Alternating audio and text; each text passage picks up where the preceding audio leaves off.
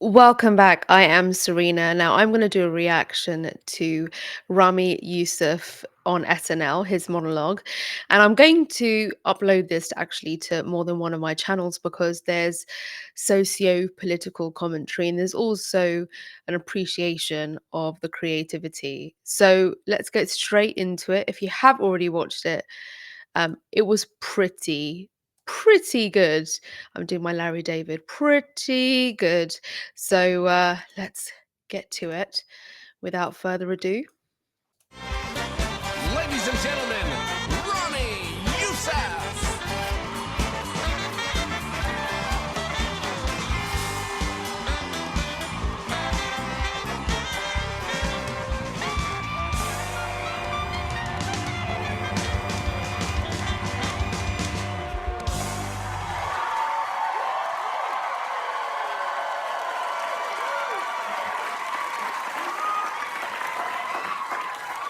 This is an incredibly spiritual weekend.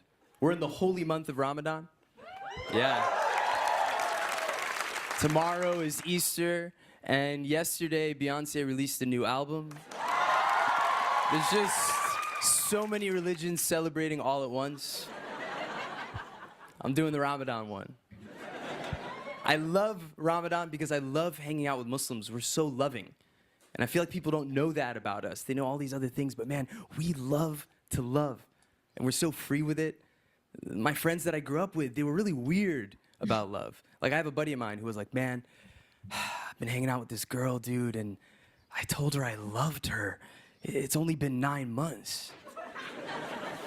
I was like, dude, I just said that to my Uber driver. I gave him my number. I was like, bro, let's get off the app. I want to get to know you. You mean something to me. 9 months, you should have a kid. It's Let's take this off the app. too much. And people don't get us, and there's all this division, but it's not where you think it is, right? So I live in New York, we're in this bubble. And we think like everything we disagree with is in the South, but I don't believe in the South. There is no South. Like, the South is 45 minutes away from wherever you are. I had a show in upstate New York. I was walking through the neighborhood. There's all this Trump stuff, flags, red hats. I was like, yo, I went north, but I'm south. And I could feel it, you know? I could feel the fear when my mom called me. I didn't want to speak Arabic. She was like, Salam alaikum, habibi. And I was like, mother, peace be upon you. Like, and the prophet, you know which prophet. The best one, the last one.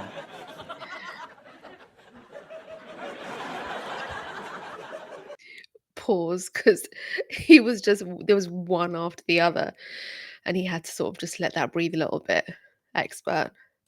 It's tough, because it's an election year. That's when you can feel it. Oh, everyone's freaking out. And for me, where I'm at now, it's like, I know Biden's gonna call. I know he's gonna call me. I mean, well, he'll probably forget, but I think somebody will call. Like in 2020, I got a call from Muhammad at Biden. You know they thought that was so cool. Like Ben was gonna call, and they were like, no. Let Muhammad do it. Rami's gonna like that Habibi energy. And he goes, Rami, Habibi, we love you. That Habibi energy. Let's carry on. Sorry. We love everything that you've done for Arab America, right? He said it like it was a country. Yeah, because that we hear that so much. Sorry, went a bit squeaky there. Trying to stifle my laughter, try not to distract from it, but it's a reaction. Duh. We always hear that. Not even just during campaign time and election time, but just when there are commentators or whoever sort of referring to a certain demographic. He goes, everyone on the campaign, such a big fan of your work, and Joe's aware, right? As well. That's huge, right? Because Joe has an awareness issue. I mean, Joe's aware. That's like a Nobel Peace Prize. I mean, like, we said your name, Joe was nodding. Joe looks good when he's aware. You've seen him, right? Like, when he's really, you know those days when he just comes out and he's just like thawed? Like they give him an extra 10 in the microwave. He's just lit up. He looks good. And he says stuff, it's inspiring. Like it doesn't mean anything, but it's like America, you know, it's good. He'll be like, I ride the train. You're They give him an extra 10 in the microwave. like, sick, where's it going? And you never find out. But Muhammad goes to me, Rami, listen, this is a tough election and we're looking at the map. There's a lot of battleground states, a lot of them. But we've realized if we can win just one, we'll get the whole country. The only state we need is Michigan. Arab America. He goes, Rami, go to Michigan, tell the Arabs to vote for Joe, and you could change the course of American history. And our country's so messed up that for 5 minutes I was like, is this up to me? Like, am I the guy? I had this fantasy, right? Like, I'm in Michigan, I'm in every vape shop. I'm just like, Lounge. bro, Joe. But I couldn't go. I don't like either option, to be honest with you. I really think our next president should be a woman. Don't you know what I mean? Like that would be amazing. I think our next president should be a trans woman. A little less support, yeah. A little less support. That's New York, right? New York's like, we're liberal, but we're Italian. Watch out. No, I've been thinking about her. I really have. Like, imagine her speech. It would be so inspiring. She'd be like, a lot of politicians talk about change. Like, you can see the bumper sticker, right? Like, real change. She puts up a before and after, and she's like, I could do that to the country.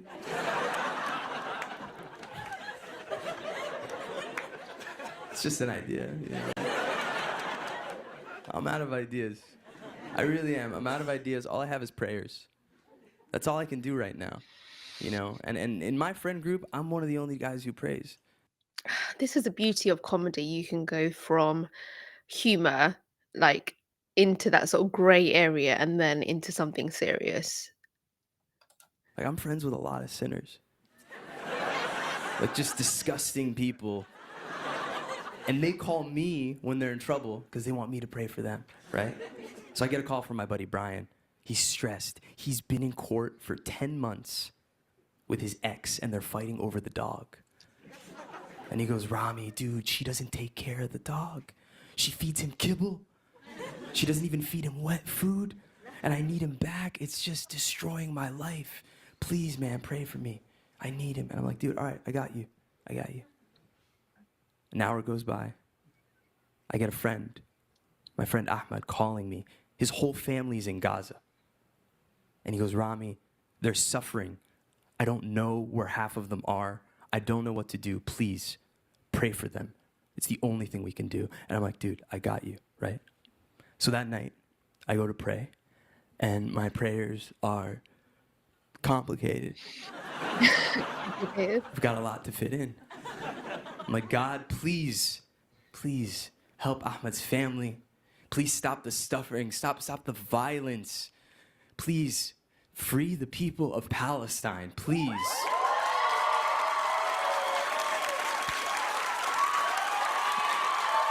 Please. And please free the hostages, all the hostages, please. And while you're at it, you know, free Mr. Bojangles. I mean, he's a beautiful dog. I'm praying for that dog. We've got a great show for you tonight, all right? Travis Scott is here. Stick around, we'll be right back.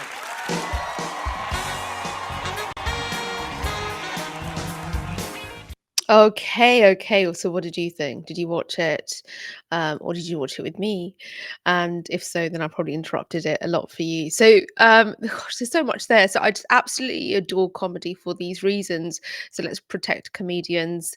Um, go ahead, let's have the free speech conversation or the argument in the comments. But this is exactly why comedians are brilliant at talking about sort of social issues.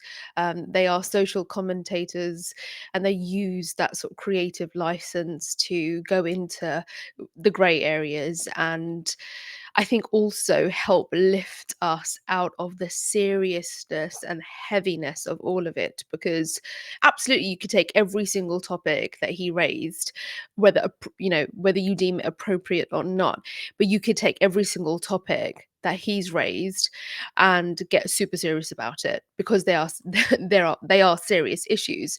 But if we're all so completely and utterly preoccupied with our mental health and our state of sort of like sanity, then that's why comedy is most definitely needed, and comedians are so brilliant. And remember, they're human, we are human, everyone's imperfect. No, that doesn't mean I condone violence. And let's not get sort of it happens. I've been creating content for a while now, and anything that is socio-political tends to attract a certain cohort of commentators in the comment section. So it is what it is.